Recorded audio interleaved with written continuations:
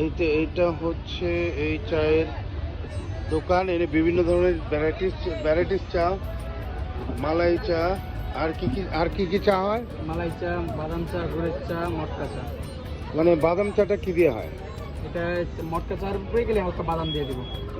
কি আছে আর দেখি সিস্টেমটা। এটার মধ্যে কি এটা চা? এটা কি? এটাই চা। এটা কি চা? এটা মটকা চা। মটকা চা, তান্দুরি চাও হয়।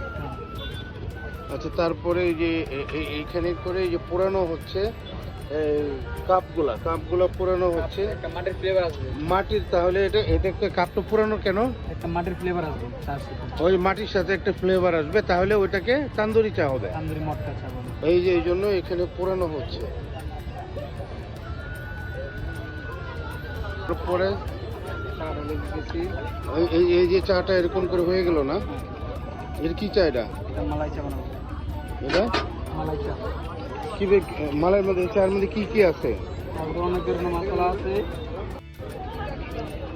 তিনটা মালাই, একটা তন্দুরি। এটা হচ্ছে মালাই না? মালাই, দুধের মালাই। হ্যাঁ, দুধের মালাই। মানে শর্ট।